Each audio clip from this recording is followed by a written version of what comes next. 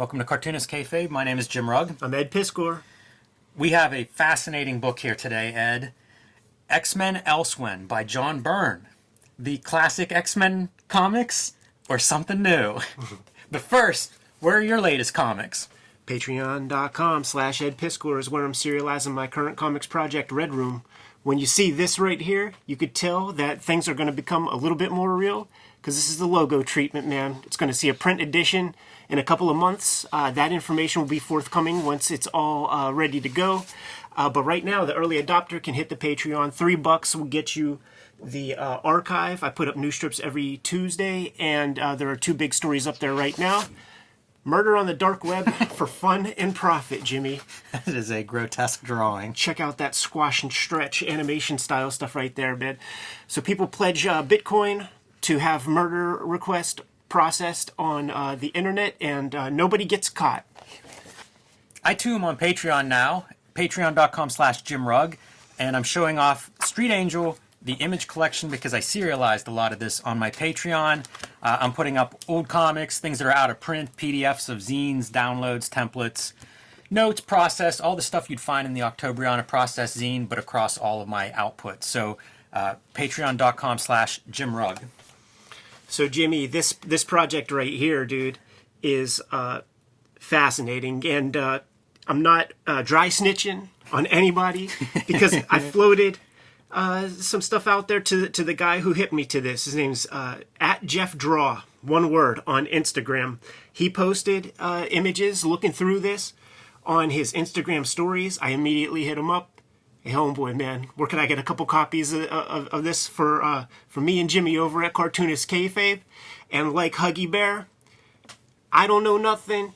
He don't know nothing. We're just trying to live our lives. But he put me in touch with the person who knows the stuff, and we have copies, man. Now I told him I'm happy to say your name on the Kayfabe channel, but you understand you might get 1,000 DMs. He seems okay with that, man. So it's at Jeff Draw is the dude that I got this from. Awesome. Well, let's talk about what this is. This is doujinshi. This is fan fiction. This is John Byrne returning to X-Men and picking up at the end of X-Men 136. But what if Jean Grey had survived the Dark Phoenix saga? This is unbelievable, Ed. I knew nothing about this until you basically told me about it and handed me a copy. And it's a delight. It's John Byrne doing fan fiction. I am very interested in fan fiction, and especially the ability to create that and connect it to an audience now online. And like, Byrne is engaging with this. Started in 2018, posting a page a day of new X-Men comics. Unreal. This is the thing. Like, he's kind of telling the story that he wants to tell. No editorial interference. No nonsense. He's on the record on Sci-Fi Wire YouTube channel or something, talking about potentially doing some X-Men comics. He's talking with CB, blah, blah, blah. From my own experience doing stuff with Marvel, when they put the feelers out, were interested in me doing an X-Men comic, took 5-6 months for the paperwork and all the back and forth to be ironed out. But within a week, I was excited about the idea, and I was determined I'm going to make this comic no matter what. They can either give me money for it, or I'm going to put this on my Instagrams, on my Twitter, Facebook page. I'm going to blow up my social media and give away like one of the coolest X-Men stories that's been told in some time for free. And homeboy John Byrne did just that. I was going to say, it sounds like he copied that plan. No BS. And the original ending that Claremont and Byrne had intended with the Dark Phoenix saga, it was about there's going to be kind of like a cosmic exorcism where the Shi'ar were going to extract the Dark Phoenix energy from Jean Grey. And it was Jim Shooter who was like, a couple pages ago, didn't she just destroy a planet full of celery people? I don't think a psychic exorcism is enough to for her to pay for her crimes. She's got to die. I guess John Byrne didn't see things that way, but he was a good soldier, went along with it. Wasn't on X-Men too much longer after that. But this is the comic that would have come out if he had his druthers and put pencil to paper, man, put his time where his mouth is, and here it is. Well, good. I think that's a setup. Let's dive in. Let's do it. So comic book size, print on demand, as you mentioned. I don't know the exact page count, but I'm guessing 150, 160 pages. About 6 issues in here. And the issues are very clearly delineated. You can see the title page. Interesting the way this book works, and I guess it's part of the whole bootleg culture. There's no title page. I mean, John Byrne's name is on this, so it's not a secret. But this is sort of like, you know, just the cut to the chase. This is just the comics, which, why not, man? I'm happy with that. As you mentioned, it's him penciling and writing. So these are reproduced from his pencils. First thing I note with this page is it reminds me of whenever I first saw pencils in the Kirby Collector, you know, and you would see like there's a lot of detail and refinement in these pencils, a lot more than I would expect, but really cool to see this. And as we flip through, you know, we'll point out things that we notice, but it's very instructive. We do a lot of how to make comics and make more comics and looking at these things. This is kind of a secret how to make comics resource here too. Who in their right mind ever thought that they would get to see 150 pages of super tight John Byrne X-Men pencils? And this John Byrne, whose pages we're looking at right here, we're looking at a guy who's drawn 2.5, 3 long boxes worth of comics material in his career. Yeah, at least. You know what I'm saying? There are these websites where they kind of have stats on the page volume of, you know, what cartoonists penciled and created and stuff.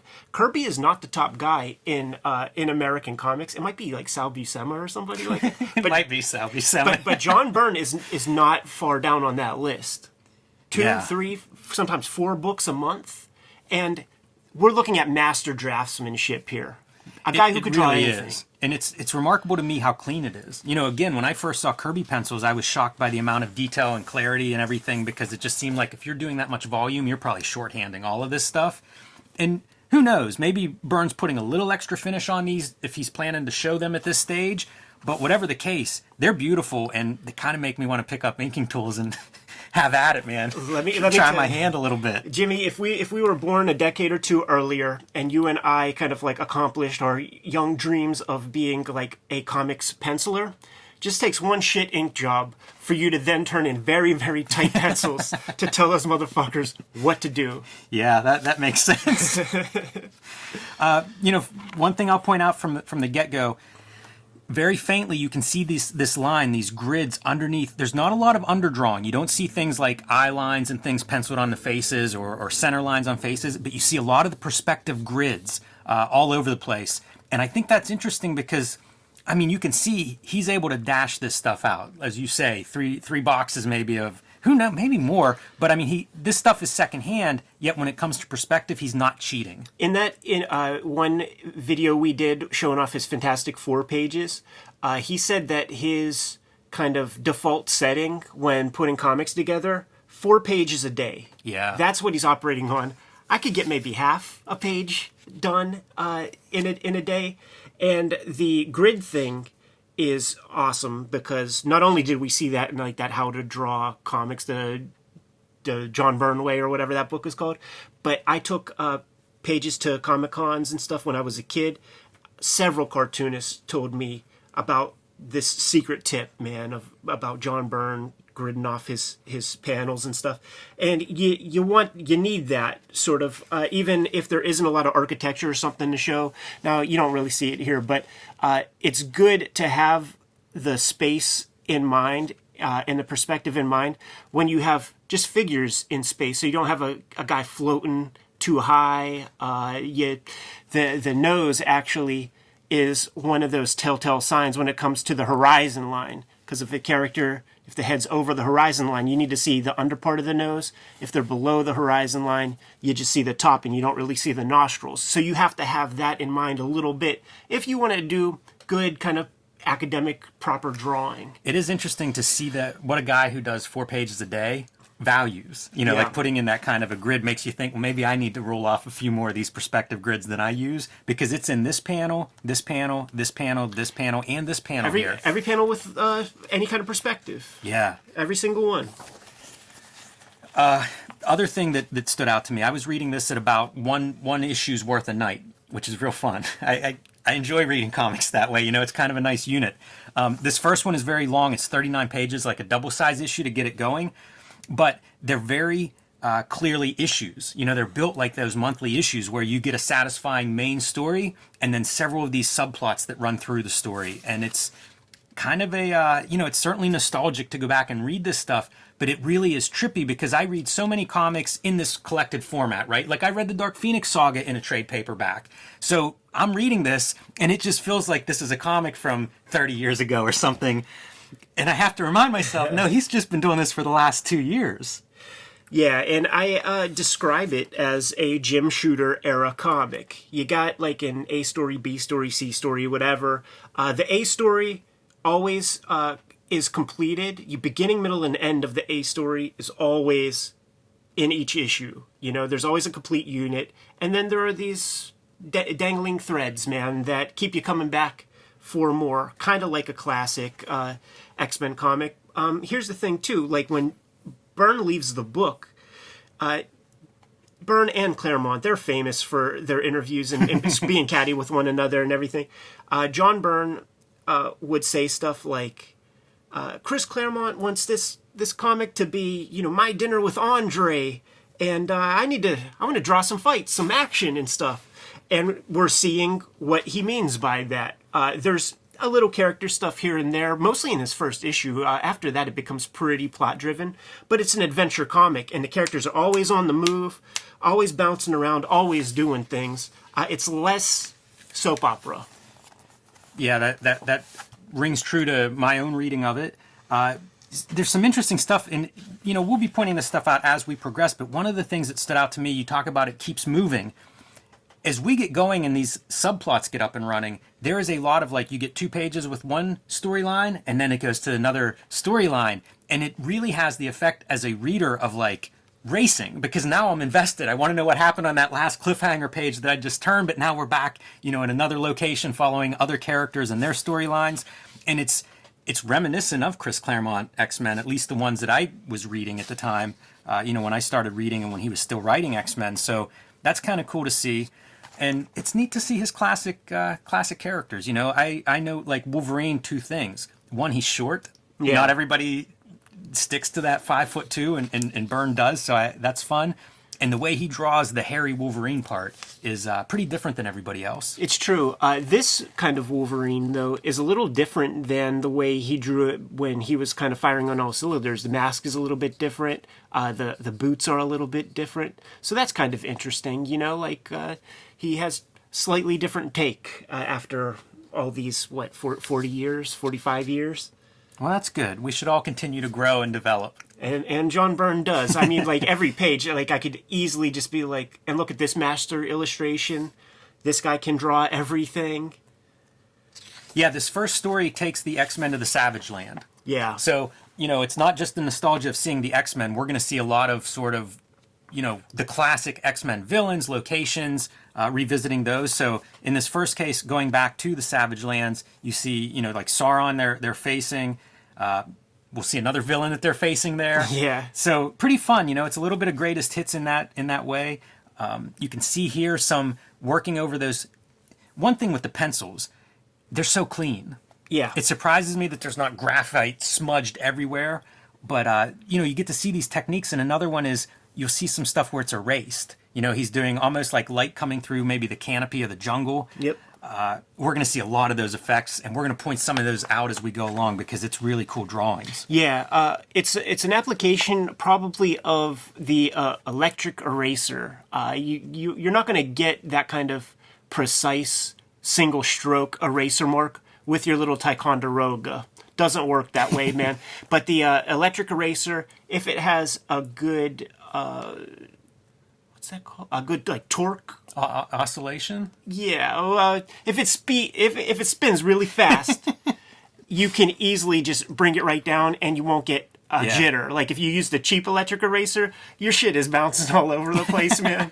It's like a slot car. That's a different effect. That's different than the light rays coming through right. the trees.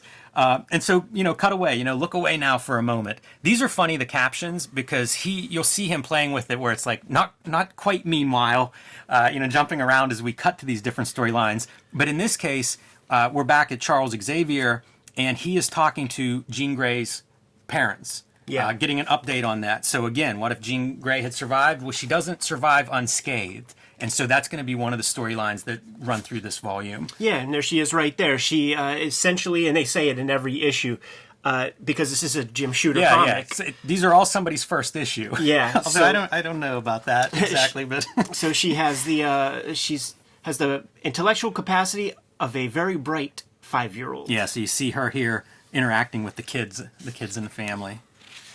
Yeah, it's not perfect. It's definitely one of the main storylines. It runs through all 6 of these issues and doesn't get resolved by the end. So a little bit more, I started sniffing around for background of like, what's the circumstances for making this? Was this a failed project? As you said, Ed, it wasn't. It was just something John Byrne wanted to do. And at some point, Marvel, I guess, asked him about publishing it. And he's been very coy in answering that. But bottom line is no. But I think it started out as a more, let's see how it goes. It seemed like it started out as he had an idea for this one issue, and it would progress from there. Up to this point, there are 18 issues now that are available on this ByrneRobotics.com forum where he posts them, and it's trying to figure out what was going on. Like at one point, I was reading about how he works pretty fast, so he gets out ahead a little bit, but he's moving pages. Mm-hmm. So once he's got this cushion, he's looking at the pages in the story and maybe moving things around, inserting pages. I find that fascinating because it's pretty tightly written, So like I imagine him seeing it and then just being like, oh, it'll work better here. Or I can build more suspense, if I did this piece. And it's kind of cool to think of him shuffling stuff around, making adjustments, after he's written and drawn pages, and then seeing something and being like, okay, let's do it this way. Like the great rapper Nas, man, he said on his premiere album, you're real if you do this even without a record contract. And I have so much respect for this dude to take the time and just sit here and make the comics that he wants to make. I got to know Chris Claremont over time while doing the X-Men Grand Design book.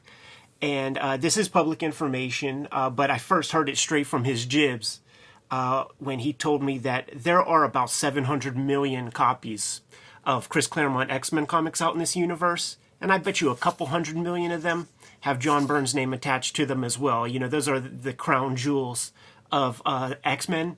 So imagine the royalties on that kind of stuff. John Byrne, he's doing okay. He can hang tight and make his own X-Men comics. That was always the story too with like Steve Ditko. Everybody would talk about like the rumors of Steve Ditko like making his own Spider-Man comics, like up to the end. We haven't seen those. Doubt that happened. You know what I mean? But God damn it, if we don't have our hands on some primo X-Men pages from John Byrne. Yeah, no doubt about it. So, we're getting into that, the other character, the other villain that he's going to encounter, and it's, we see just a little bit of a shadow here. What is that? Is that Metron from the Forever people, from New Gods? We know Byrne's a big Kirby fan. Yes. Yeah, it's another character in a chair, Ed. It is MODOK, and they're invading his kind of headquarters down under, I want to say, even though that's not quite the right phrase. So pretty cool, invading his factory in the middle of this jungle, and the action is so cool. Like even within this main storyline, the X-Men have kind of broken apart into different groups. So you have a couple of characters here and there. I love this Colossus, like just the impact and the energy, and that energy is something we're going to see again and again going through here as the X-Men are using their powers or having powers used against them. The stuff John Byrne can do with a pencil baffles me, man, because some of these effects, I could see how you could do that in ink. You could do a little dry brush, a little whiteout to cut into it. Kirby crackle. Feathering. Yeah. And this guy could take a stiff piece of graphite and accomplish things that I didn't know were possible. Yeah, it's really fascinating to see it at this penciled stage and see what he's investing detail in, and also what a scribble reads like foliage or undercover or energy bursts, whatever these things are. You really get to see I hate to say a raw version of it, Right. because the stuff is so refined and the craft level is so high, but you get to see it in this state of like up to the inker to interpret. But man, some of the line work is just beautiful at this stage. Absolutely.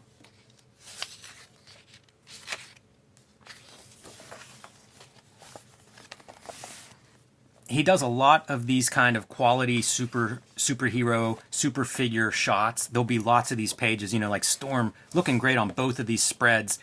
We've often talked about that Image era, and it was like, put an anchor on a page, do a money shot on a page. And I feel like Byrne has lots of those on here, and I can't imagine he's thinking about Image storytelling rules. I think it's just an accomplished superhero artist, illustrator, that's the natural inclination. How do you make this fight scene look really good? Here's a beautiful Storm, taking up 2/3 of the page here in action. I was going to say, man, the difference between this and those Image fathers is this reads. Yeah. You could tell what the hell's go. You could see storytelling flow here. You really can. There are a lot of pages where that flow is just it's directional devices. You go right through the pages almost effortlessly. It's nice to see that too, because not all cartoonists age well. Like you'll see cartoonists that you hear these horror stories of cartoonists that as they get older, they lose that ability to draw. And for whatever reason, but it's nice to see it whenever it's still intact and still razor sharp. And I feel like the storytelling in these pages is really exceptional. Look at these energy effects on that panel on that left page right there, man, all in pencil. Like that's some of the incredible stuff that I'm talking about, where he's just, put that lead on its fat side, make some marks, now cut into them with probably a gum eraser on certain parts, man. You just like sharpen the tip a little bit and smooth it around there. Really cool effect. It looks great. This would be a fun one to see people, how do you ink that? Absolutely. We would all ink it way differently. We would. And I went through a love affair with Gene Colan pencils. And I can remember different inkers talking about that and how, part of the inker's job for that is how do you interpret these marks? You know, especially whenever it's very gradation oriented and it's like, I have to make it black or white. So what do?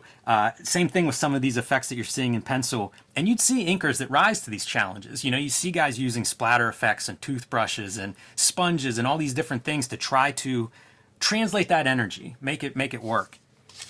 And there you get a good clear shot of our villain MODOK. He's got that haircut of Jim Carrey and Dumb and Dumber. Totally, yeah. The little Mo Howard kind of gimmick. Kitty Pryde looks good throughout this run, and I love when she's like phasing in and out. Yeah, the close up halfway through the floor, really great. And you see, is it Hydra or AIM trying to pull her out of that floor? Fun stuff. Those are AIM guys. She also has that quality of being the youthful X-Men. Right. And Byrne nails that, I think. She always seems flexible and in motion and moving and whatever that young spirit is. I think of Jaime Hernandez talking about when you draw kids, you almost reverse the curve of the spine, where they're defying gravity. And she has a little bit of that kind of quality of just energy, I guess. Yeah, sure.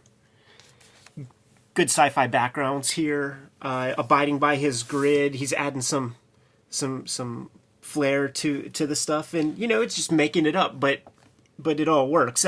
That's one of the things that is so fun about this comic to me, is he's not tracing anything from photographs. This ain't a boiler room in some factory or something like that. He puts his grids down, and then he just goes in, draws comic book cars, comic book buildings. Yeah, we're going to see the whole range. We're going to see interiors, exteriors, commercial space, domestic. I mean, jungle next to sci-fi, high-tech on the same spread.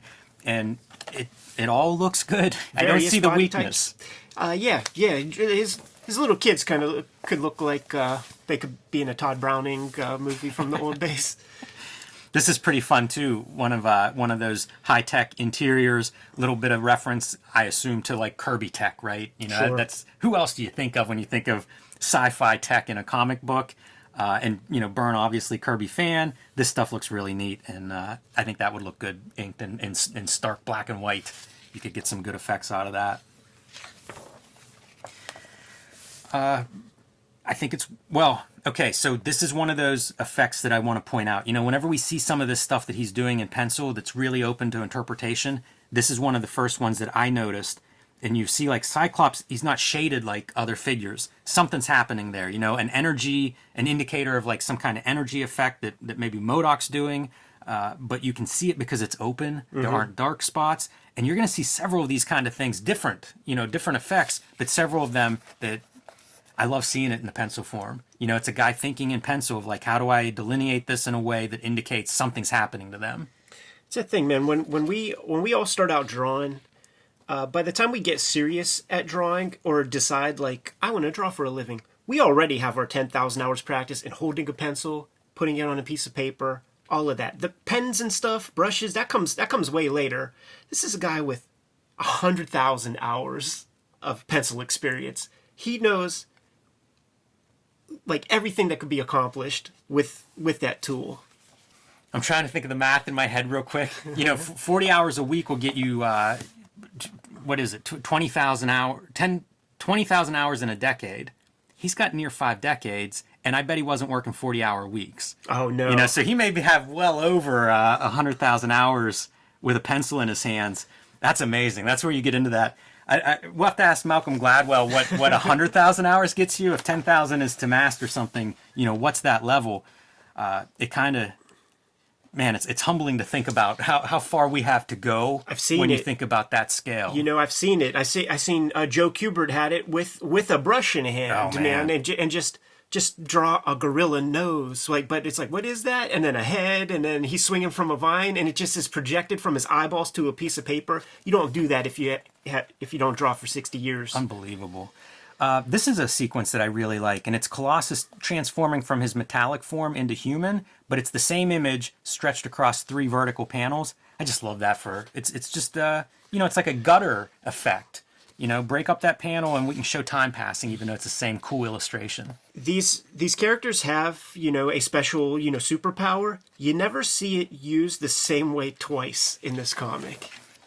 Yeah, that's a different, almost a different training regiment that these guys went through, because it's also like characters are just constantly doing stuff and in motion. You know, you're not going to see a lot of talking heads, and even whenever you do, like something like a Colossus here, even that's askew. It's a different style of storytelling that when I was trying to, like, study and read interviews and stuff as a kid, they would talk about that. You know, like, those characters always have them doing something. That's been lost. Not here. You know, that's one of those lessons that John Byrne definitely takes to heart. Go back one just real quick, man. They talk about design means unity with diversity, and when it comes to panel transition, this is a good page to kind of show what a lot of the editors mean whenever you take your stuff and show them at a convention.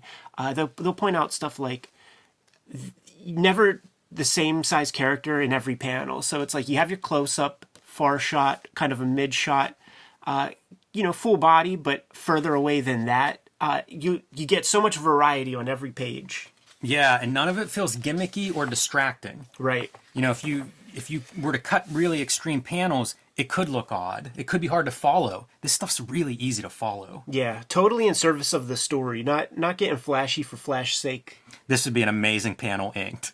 You know, you can see, like, half of him is in shadow. That would look really good with the flat black of that shadow on his head. This is that thing too, man. MODOK. Like, I always wonder, like, you know, Kirby seemed like a pretty straight-laced guy. Like, they probably didn't fuck around with any kinds of drugs or psilocybin mushrooms. But probably. But if you have that output that Jack Kirby did, probably a couple sleepless nights, and maybe you get to the point of hallucinating a little bit. Yeah, and as he's famous for saying, he was a penciler, not an eraser. So if you're working fast and not stopping to maybe fix any of this stuff, you get these kind of weird stream of consciousness, bizarre ideas. MODOK, one of the craziest. Yeah, no doubt about it. So we see, like, the sound effects letters, and there'll be some really nice effects of that throughout. This is a really cool one. I think they've blown up the base, and Colossus, like, climbing out of that lava, molten rock kind of panel. I just think it looks really good and believable as, like, steam and smoke rising out behind him, which is so dynamic for essentially like I don't know, maybe a ninth of a size panel or something. But the lettering is both the lettering effects and also the lettering that's in the, just the dialogue lettering. Interesting to note, like I was reading Byrne in the early 90s and he was doing this. I think like 1991 OMAC miniseries, he has computer lettering in it. Yeah. And I believe he was printing it out and actually physically putting it on to the art boards, but it's still like a pretty early adoption of that tech. Yeah. I think, in those earliest scanners that you used where you were like you sliding a little gimmick on a piece of paper, he was cribbing Walt Kelly lettering, chisel tip lettering. Also in his Wolverine series artwork in that early run, he would do those circle curly Q pube body hairs on Wolverine, so he seemed to retain that. It reminds me of George the Animal Steel. Absolutely. If you wanted a real life, what that would look like. Yeah. It's real funny. Like he's coming out. He had gotten tangled up in the woods, and he's coming out naked. Both Colossus and Kitty Pryde are covering up her eyes. So Cyclops is covering his own. His one eye. The only one not, man. Like, Pete is staring suspiciously long at the dude, and... yeah, Pete looks impressed. And Aurora looks like she just finished.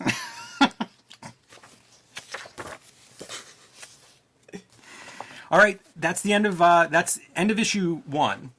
And I guess, he liked this. Like I said, from what I could read, it wasn't the plan of, like, I'm just going to do X-Men for the next 2 years plus.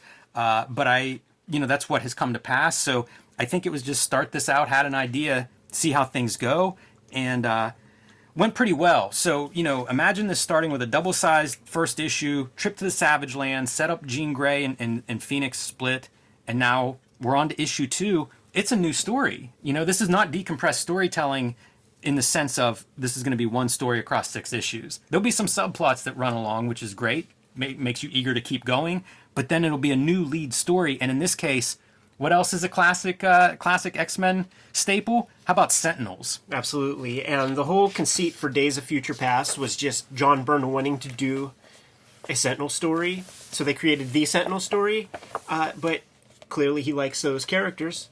So that becomes a theme running throughout the rest of this series here. And this is masterful. So we see the Sentinel in the middle of New York street, and great street scene background, picking up cars, regular people on the street. I love this part of, like, put as much mundane stuff around your super piece as possible, and it grounds it, and it just makes it that much more odd, compelling, disturbing, all those things. And he nails that because he's able to draw that stuff. Drawing cars being thrown around. Good luck. Yeah, different kinds of people, many ethnicities and men and women. A clothing store. Yeah, it's really strong. The clothing store, very natural. I was going to say, like, the Sentinel's actually stomping on a couple cars too. Like, so the cars are even interacting with the foreground, with that main character. Oh, man. A lot of destruction. Throwing cars through that department, or through that clothing store. And the Sentinel, I guess, is there for Kitty Pryde, is their main focus. And cut back to the X-Men mansion, where Kurt and Wolverine are fooling around. And this is one of those character moments that I enjoy. You see Kurt, pushing his hat down, and Wolverine swinging kind of wildly. Yeah, that's a good comedic kind of Wolverine. And there's a little bit more of your kind of energy effect stuff in pencil. He's changing from his Errol Flynn gimmick back to his Nightcrawler persona. Really impressive overhead shot. And now that I pointed out, pay attention, because you'll see this used several more times throughout. Lots, yeah. And it's just one more demonstration of a guy who can draw anything.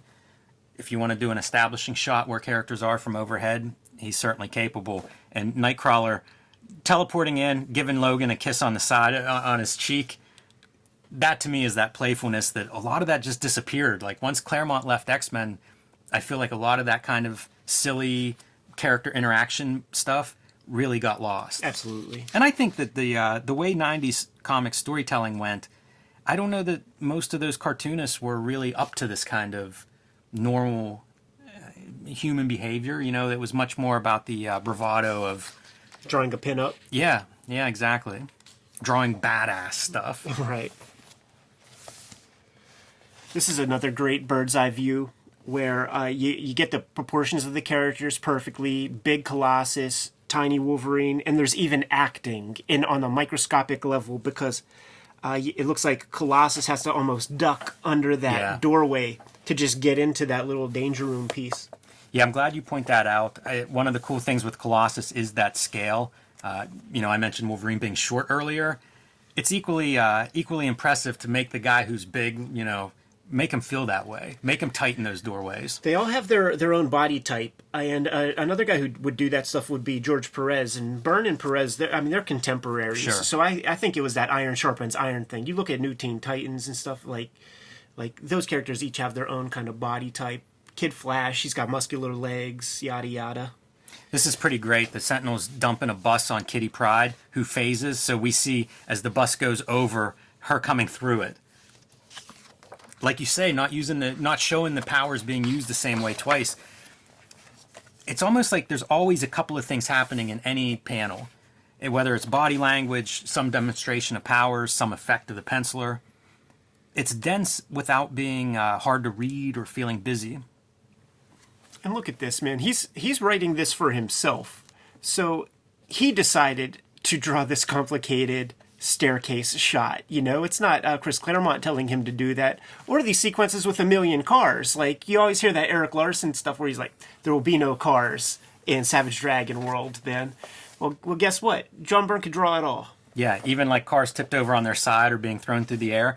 And it's not only a staircase, which would be hard enough to draw this way. It's somebody walking down those stairs. Yeah. Good luck. It's hard just drawing people walking and putting their hips in the right place, man. Absolutely. And then I'm just going to design an amazing sci-fi wheelchair. Well, I'm not just going to design it, Ed. I'm going to turn it, twist it, put it in space so that it makes sense with my perspective grid line that's underneath all the drawing. Master draftsmanship. Look at the X's in the... Classic. And the quartz glasses right there. Yeah. As he's looking at the young Jean Grey with her 5-year-old mindset, making a toy that at first the kids are like, it's thought that maybe that's just a gimmick toy, like it floats. Right. But no, she's making that shit happen. Nice demonstration of Jean Grey's powers. She doesn't have to be fighting a Sentinel for us to see what she can do. Yeah. But it's a surprise to the family and everything because up to this minute, she was a telekinetic. Like, they didn't know that she could make stuff levitate until that Dark Phoenix thing came in effect. Little bits of texture both on Xavier's blankets and also on Jean's skirt. Yep. He was always good for that stuff, man. I love seeing that kind of stuff. I mean, that's one of those things that's real easy to learn from. Make these things distinguished from one another. You feel the weight of this right here, man, of Colossus pushing on that Sentinel leg. And because they figured out the gimmick, like, you have to bypass the Sentinel shields, and the best way to do that is physically.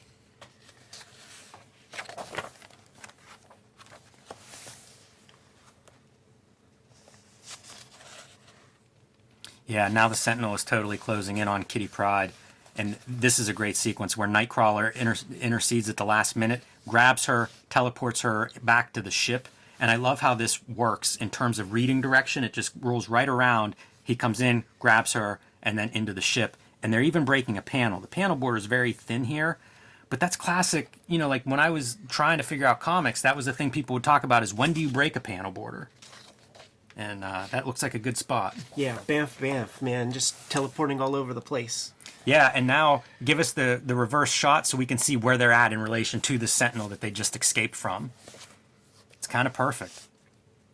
All the spatial stuff impresses me. The ability to know where you're at in comics, that's a hard thing to draw. It's what makes chase scenes tough. It's what makes big fight scenes fall apart if you do it wrong.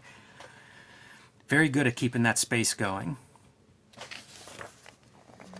And then Wolverine gets this is a cool sequence. So Sentinel is chasing Kitty Pryde, and they try to pull her away, but she does not want to not fight. Especially if it's her the Sentinel's after. Jumps on the Sentinel and now uses her powers to make the Sentinel pass through matter and pass through part of the street, and then she jumps off, and the Sentinel is kind of locked in the street. Yeah, man. Lights out. That is awesome. Lights out for this motherfucker, man. And this is a really good composition for the page because it very easily could have been, and I've seen many examples where it would have just been stacked heads, the same shapes above one another, but he has that diagonal so he could push things over slightly just so that you have some variation in how the page is broken up with the negative space.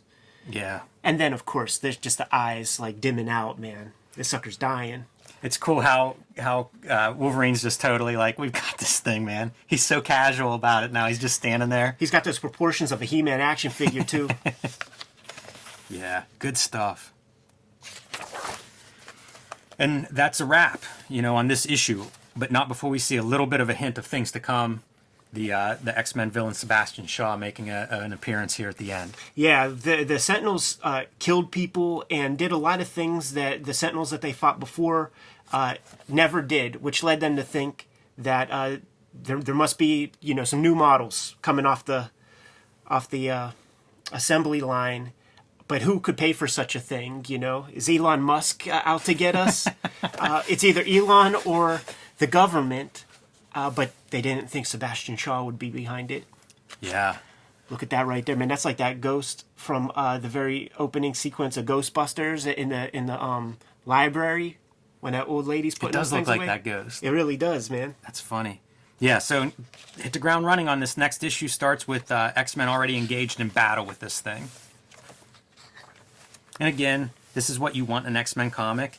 Bunch of X-Men fight scenes. Yeah, he knows how to start a comic. That's the Marvel way. It's called a splash page. You know what I mean? You want to draw somebody eating a hamburger on that page. And this creature that they're fighting is using like the X-Men, basically doing like a doppelganger of the X-Men against themselves, but a darker version. So you see like the Wolverine stand-in's claws are all jagged, a little bit of that energy effect style. Kind of a shadowy monster version. The Colossus one looks really cool, I think. Even the Cyclops blast from the Cyclops counterpart. And we must look back some 15 hours into the Salem Center train station. Yeah, this is dope stuff because we can't forget, man, that this is taking place in continuity at the time that those original X-Men comics were coming out. So there was this Marv Wolfman, Keith Pollard, Fantastic Four comic, great cover where you have Bizarro World Fantastic Four versus regular Fantastic Four, and it's this little dude who's the mutant responsible for that stuff. So we're weaving him into X-Men continuity here. Yeah, and it's really cool. The beginning of this story, Byrne includes featuring characters created by Wolfman and Keith Pollard. So I like that. That's nice. Yeah. Give a nod to where this subplot's coming from. That's going to be a big part of this storyline for a bit. Yeah, and the conceit is little dude's a mutant. They know about the School of Gifted Youngsters by way of Fantastic Four from that previous issue. So the family's coming to take a tour of the school. And then this is where Kitty Pryde says the thing about it's like Harry Potter, but we were around way before Harry Potter. That's pretty great. The little kid's like, and you're all mutants like me. It's it's one of those character moments. Like I feel like I didn't see a lot of school action once Claremont departed in the early 90s. Yeah, no. Seemed like that was a kind of an underthought or an afterthought. Fun to see a little Spider-Man. We're going to see. It's always neat. We're reading a John Byrne fan fiction comic. Show us the Marvel Universe. Let these characters pop in and out. And we're seeing right here, man, that Nightcrawler's having some trouble. He's hanging out with his girl Amanda. This might be the last time we see Nightcrawler for a little bit, but we'll see how he ends up. That's another one of those good drawings of interesting mark making for, like an energy burst or something bad happening to Nightcrawler. You're seeing sides of pencils, you're seeing stuff erased, you're seeing some marks that are just like pencil marks, almost abstract pencil marks to indicate like something is attacking there. Yeah, man. Whenever stark, bright white light is involved in a Byrne panel, the lighting always feels right. The shadows are exactly where they should be. Very dramatic. This is kind of neat. It's one of the few digital effects where these panels are all grayed in. And it's nighttime, it's bedtime and stuff, so sure, make it darker. But I think the reason is to highlight this character's eyes, the glowing eyes to indicate the mutant power activity. Yeah, absolutely, man. I love the sort of window. Yeah, the noir. Little bit of noir shadows falling across the bed. Just breaking up the image, man. Make it a little bit more interesting. Exactly. I don't think we've mentioned this yet, but the ships. There are a lot of different flying ships, and they're sci-fi vehicles and jets. They all look amazing. Oh, I know, just flawless and pretty simple. You know, if you look at that shape, it reminds me almost of like something Alex Toth would come up with, or something we'd see in a Steve Rude, maybe a Nexus.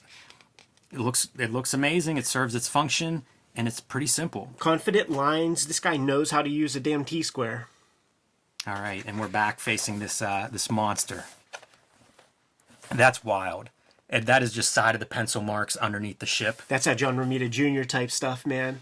Yeah, that's another one that would be fun to see a good inker, or to see a couple of good inkers interpret that, because they would be very different. Another bird's eye view, man, and it all feels right. You know, these characters are in proper perspective with the vanishing point, with the way they kind of jut out from the ground right there. Not easy to do. Not easy to do.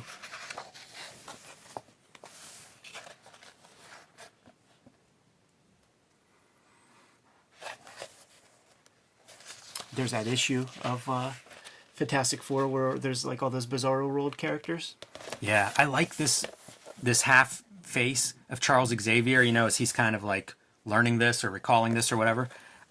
Note to the bookmakers, and any bookmakers, not just like print on demand, give yourself a little more gutter. You know, this gutter's tight, and anything close to that gutter gets hard to read. You know, sometimes there are pages that have words that go in there. Yeah. But it's always a good rule of thumb, whether it's print on demand or not. A thicker book too means a tighter spine. So something to keep in mind if you're making books at home and watching this. There's the new Adam swipe right there, man, and he calls it out. He stills, here, go a bit down a little bit. He stills the thunder so that when the nerds see this and are like, he swiped that for New Adams. He's like, yeah, I did, bitch. Yeah. No shame there. There'll be a couple other references that are mentioned later in the book. Try to point those out if we see them and remember. But I love this effect of the Charles Xavier, you know, like mind, whatever's going on with his mind. It's just another one of those inventive, like, I bet this would look really interesting colored and inked and colored. Yeah, so after all of the mayhem, Charles Xavier's like, maybe your son ain't that good of a fit for the School of Gifted Youngsters. And he kind of mind wipes him like the Men in Black, sends him back on the way, man, on the first thing steaming. Yeah, that's a choice. Do you know in continuity what happened to that character? Does he join like Brat Pack, Wolf Pack? What's the kid pack? Brat Pack. Yeah, don't send him to the Brat Pack. No, yeah, I forget what those little guys are called. But I have no idea. All right, so end of that issue, and again, a very satisfying issue, like a complete story there is your main story. Subplots advance, and here we go on the next issue called Wide Awake. And we're heading to Muir Island. Yeah. And what a spectacular bunch of drawing is on display here. I like all of this. I like the design of the factory, the rocky shores, incredible water. Yeah. Once again, another exhibit for master draftsmanship, cutting in there with to create the rain effects with, you know, that electric eraser, moving along with the planes of the rock, man, so that when an inker gets this, you could feel that rock texture. And that texture is different than the sky texture, which is different than this water texture. Using Kirby Crackle for the splashes. How do you do that and make it look natural and not look forced?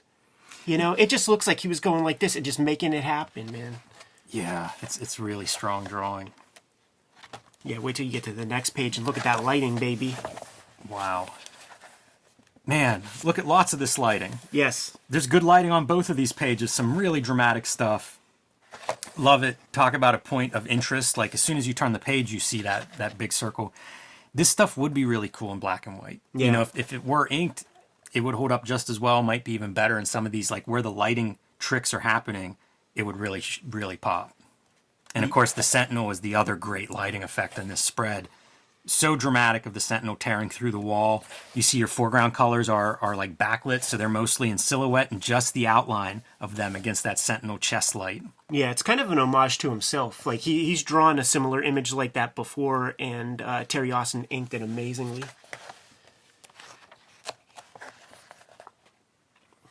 Lorna, Polaris, and Havoc are the characters that we're looking at here. A couple of mutants, man, so you know the Sentinels can't be far away. Look at that interior, dude. Just designing whole homes. He's an interior decorator. Yeah, you look closely at that, you can even see the brick in the fireplace back. Yeah. What details?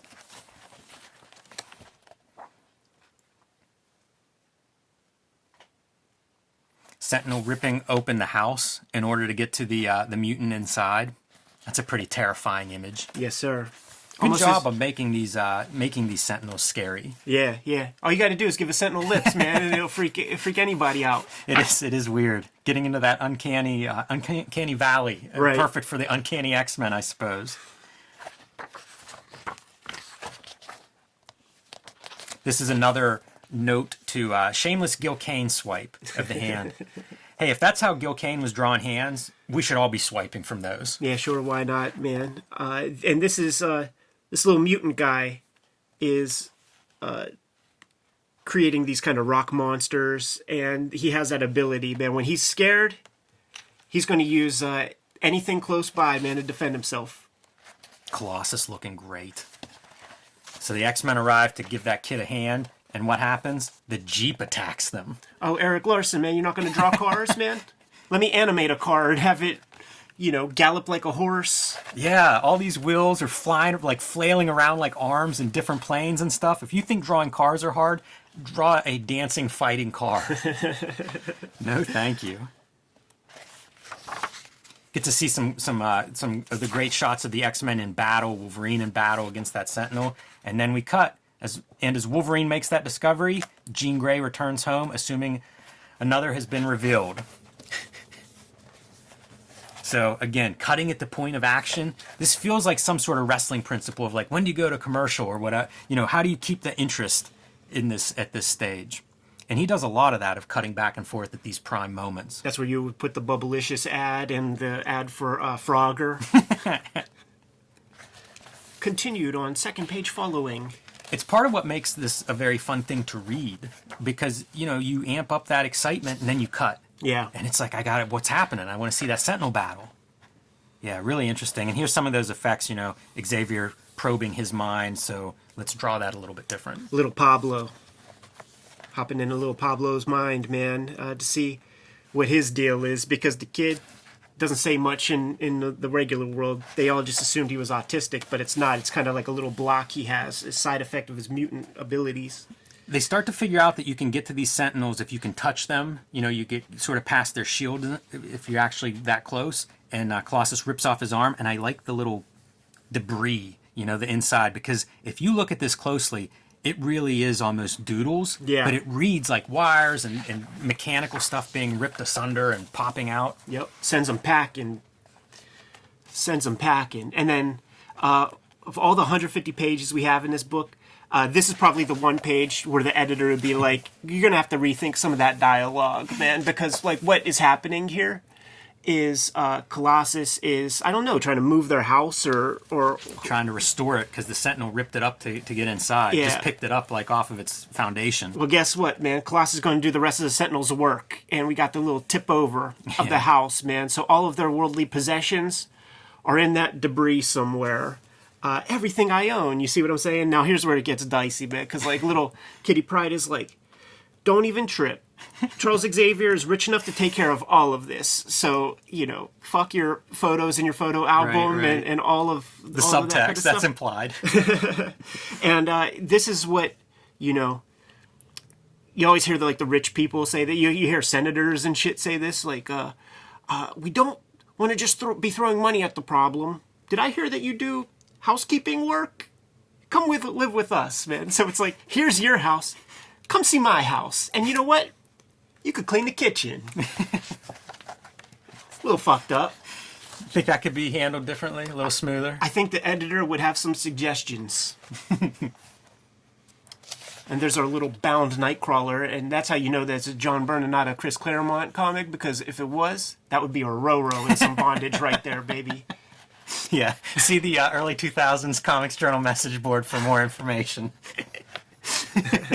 You know what, though? This is the last page of this issue. The last page was Sebastian Shaw. So you see, like, as the writer of these things, delivering, like, here's your chunk of this storyline this month.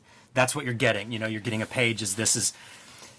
It's the formula that was still in place whenever I was reading those X-Men when I came on board, and it's like this is slowly ramping up, storyline wise, while other stories are happening in the foreground. Yep. And speaking of the foreground stories, Magneto's about to make his appearance in this in my new favorite ongoing X-Men comic. the arch villain of X-Men, of course, right? Another great ship, great water, all of it.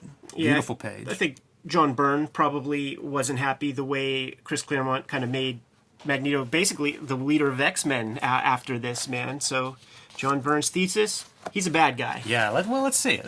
I'll wait. Just show, don't tell. Right. So we saw, 2 issues ago, maybe, Mirror Island being destroyed, last issue maybe, Mirror Island being destroyed. So that subplot becomes the focal point of this storyline as the X-Men go to investigate. And I love this panel because of the way the sound effect is integrated into like the middle ground. Yeah. So the figures are really flying out at us. I think that's really cool. And we had pointed out like eraser marks earlier. I think these are drawn digitally because they're perfectly white and clean. And I have a feeling that that's how he made those lines. And hey, why not, man? I'm not complaining about it. Yeah, it could be. And back at the mansion, see how the family, what's his name? What did you say? Little Pablo. Pablo, see how Pablo's adjusting and admire that beautiful kitchen. Yeah. Even with the nice reflective surface. How's Byrne drawing these interiors? He's always done that shit, man. Like, it's hard enough, right, to just figure out how to put the lines in there in perspective to create a kind of believable looking room, right? But then once you figure that out in a passable fashion, then comes the necessity to add some shadow, screw it up a little bit, make it feel lived in, make it feel like there's some light happening. But I also don't want to ignore that Pablo's mom is being put to work immediately, man, cooking up some grits or whatever. Yeah. Yeah, there's not a lot of time to recover emotionally from the loss of all of her earthly possessions. Kitty's trying to play with Pablo, who is making these little origami figures. Pretty fun. Freaks him out, which, of course, why not? She's like phasing through the table. Pretty strange. And then this is the other part of this drawing that's like wild. All the whatever materials are in that kitchen are now airborne and going berserk. The knives flying at them. Drawing this stuff is, the mundane everyday thing, and then you take it out of perspective and you just hurl it around the room. That's some drawing. Yeah. Bitch to ink, too. Yeah. It's just chaos. You're gonna That's earn a your hard thing to draw. You're gonna earn your ink rate that page. And you see, poor Terry Austin. And you see Xavier reaching out to the Avengers to see if they know anything about what's going on with the Sentinel program. Planting a seed, if you will. Yeah, Probably maybe. won't be the last time that we see the Avengers. I do love seeing the Marvel Universe characters show up, though, because it's fan fiction. Let's see Byrne draw these characters, and it's all like characters that I think he's maybe drawn every Marvel character, but some of them it's really nice to see him like go back to. There was a period of time like when he was drawing X-Men and Avengers, 2 team books with rosters of 24 characters amongst the two. Unbelievable. So X-Men versus Magneto is what we're looking at here. And it's kind of a funny sequence where everybody's monologuing because, of course, that's what you do. Wolverine talks about, keep talking, Buckethead. I only need one clear shot. Well, you should have taken the clear shot and then said that because it tipped off Magneto.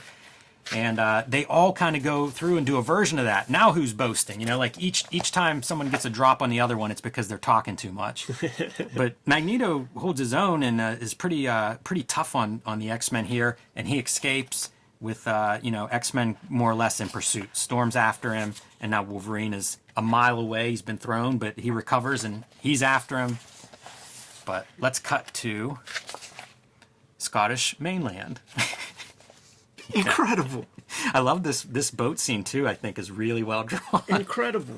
This guy, there aren't 2 dudes like him. No, there sure aren't. Cut back to Westchester in the mansion.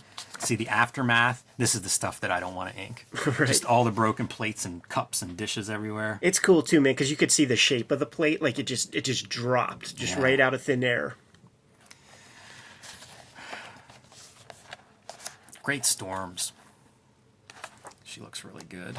Yeah, I think that Claremont and Byrne agreed that she rocked. some more cool energy busting out the electric eraser or whatever. It's all dynamic. Like, it never stops being dynamic. And now finally Wolverine does get the drop on Magneto here. And I don't understand how he survives. Yeah. I mean, the helmet's off. He's a relatively old man, and Wolverine has 4 shots with claws at the back of his head, and somehow he's injured, but he's all right. Suicidal gestures. This Giving is him great. paper cuts. A little bit of the after battle effects on Cyclops bleeding, busted up shoulder from from the aftermath. If that was made with unstable molecules, he'd still have his costume on. And they're doing good. They've almost got him beaten. You know, these marks might be your eraser, your electric eraser. Yeah. It's like little circular energy kind of. How do you indicate it? That's one way. So Jamie Madrox, the multiple man, shows up to lend a hand and sort of just creates cover for Magneto and botches the whole thing. Yeah, man, just a human decoy. Like, he was always like super misused character. Cool idea, but I think that they kept him kind of dopey because it's almost an unbeatable character. If you can make 10 of yourself, you should be able to beat up the Hulk. Yeah, that's very true. I love the drawing though of all of it, especially whenever it's like many of him like almost roped around somebody. Yeah.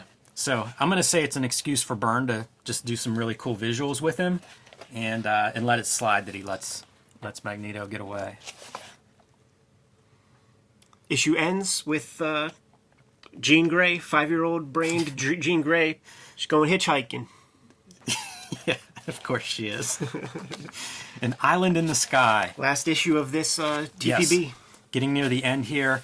And we start at a space station in outer space. They pick up something on the radar, I guess, coming at them like something small. It's a man. Yes. It's a Magneto. And he goes right through the middle of this space station, apparently killing all these astronauts who have been having this conversation up to this point, and just keeps moving. So there's your villain. Yeah. There's your Claremont rebuttal. Magneto's a bad guy in this alternative universe. And don't you forget it. And he's heading to his space headquarters, Asteroid M, to convalesce. Take a powder, man. Cold chill. Like, he's gotta heal those wounds. Get a robot to sew him up or something. Absolutely. This gloved hand reminds me a little bit of like a Jim Lee glove. It's really good. Has the seam on it. Yeah. I always wonder about what has he picked up since he left X-Men. Like, has he seen other people do stuff he likes? Different art techniques, things like that, stylistic changes. Back to the Avengers. And Sentinel attack there. Yeah, man. Scarlet Witch is a mutant. And that is the target of the Sentinel. Vision shows up to try to help. Some good phasing with him. Eventually Captain America joins the fight, but they all fail, and off the Sentinel goes with Scarlet Witch, with the prize that he came there for. This is one of my favorite Vision panels of the thing, where he's kind of rematerializing, coming through the mansion. His head's just kind of peeking through. That's always a good effect. Like any of the phasing stuff, you even get a little bit of his calf as he passes through Captain America in that panel above it. Few have known the experience of Vision's non-corporeal form passing through their bodies. All have reported it is not pleasant.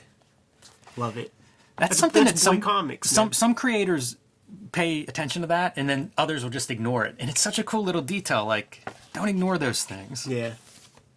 So talking to Xavier, they're now comparing notes about what's going on. This is atypical Sentinel behavior. Something is up. Yeah. The Avengers work for the government. Professor X is like, you guys have anything to do with this? They're like, nope. I like this panel. It's just a very simple shot of their jet. Reminds me of manga or something where it's super simple, but it reads very, very quickly as you're going through. There's something to be said for that. That kind of like simplicity and clarity. Very effective. Never see the Blackbird in the same angle twice. Yeah, that's a pretty impressive thing. And now we're cutting to the Baxter Building. And who lives there? John Byrne's old team, the Fantastic Four. Who doesn't want to see Byrne do some Fantastic Four drawings? Yeah, man, there's Human Torch showing off for little Franklin. And in this case, Sentinel is there for Franklin. Yep. So you're really going after, like, talk about bringing all these teams together. Ed, I got to read the next issue, man. But great to see the John Byrne back on the thing. Very cool, looks great. Human Torch, it's all good stuff. And Sentinels once again are able to evade the Fantastic Four and leave with Franklin, the prize that they came looking for. Here's where things are going to get a little scary, Jimmy, man, because we've just jumped into that Jodie Foster movie, The Accused. Oh man, I hope not. And I hope not as well, but it's not looking good for her. Yeah, not at all. And she's having second thoughts, man. Her first instinct is to run, but it's too late for that as this evil truck driver slams the door behind her. As they go into this like Okefenokee bar where you see the Village People? Hawk and Animal before they figured out their face paint, man. Look at that leather vest with his chest out wide. You know that ain't a good place to be if you see that fella in a spot. No, I don't think so either. But we'll come back to that, Ed. That's one of those subplots. So let's cut back to the X-Men and see what's happening with them. It's a great scene of the whole team in the cockpit. That's a lot of drawing for a very small panel. Yeah, and check this out right here, man. You see these degrees written down, and that's the degree of the ellipse template for the wheels there, so that when he or the inker goes in there, they know which template. They don't have to fuss around and try to figure out like which ellipse he used to get those perfect lines. Sometime we'll have to show off templates. Show what we're talking about, because you can find those ellipses in like every angle. Well, probably every 10 degrees or so, but lots of those things exist, and you'll see artists that have 20 of those templates, all different shapes. I got a ton, yeah. Use them for balloons all the time.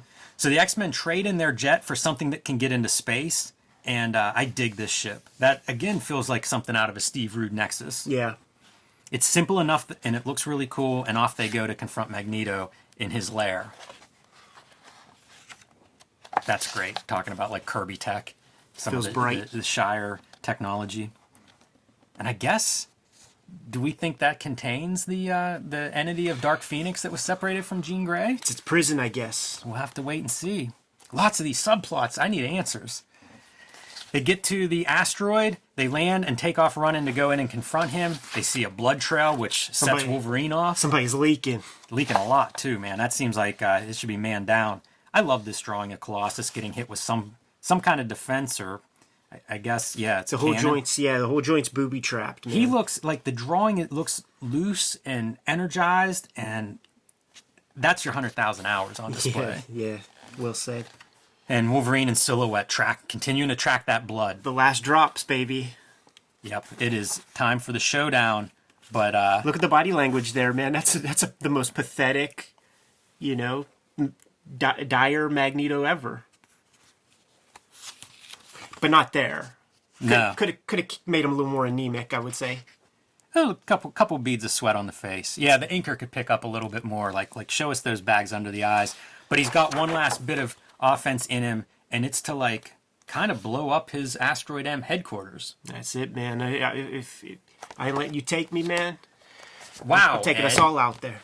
This feels like the X-Men comics I used to read. Like, I genuinely want to know a bunch of stuff that happens. What's going to happen to everybody the Sentinels have kidnapped? What's going to happen to poor Jean Grey? And the whole X-Men team are in outer space now, stranded, not even a place to stay in. Well, guess what, Jimmy? There's 2 trades, man. We got a year's worth of this stuff. And Kayfabers, share this video around because we need this thing to perform. It does 20,000 views. We're going to launch right into this. That's good. This next one on a Sunday video. Dangle that carrot in front of the Kayfabe community. Listen, I want to read it. Me too. But listen, time is money. So, got to do it for the show. Got to do it for the channel. But makes sense to me. Not going to do it if this one underperforms, which I don't think it will. Once again, I got to thank at Jeff Draw on Instagram. Once again, like Huggy Bear, man, I don't know nothing about nothing, but he's the guy who put me in touch with the guy who put me in touch with the guy who put me in touch with the guy to get these books for us. Super thankful for that. Jeff, here come the DMs, my man. Good luck. What do you say, Jimmy? Yeah, that's it for me, man. All right, Kayfabers, like, follow, subscribe to the YouTube channel. Hit the bell. We'll notify you when new vids are available. What you got? Check out my Patreon, patreon.com/JimRugg.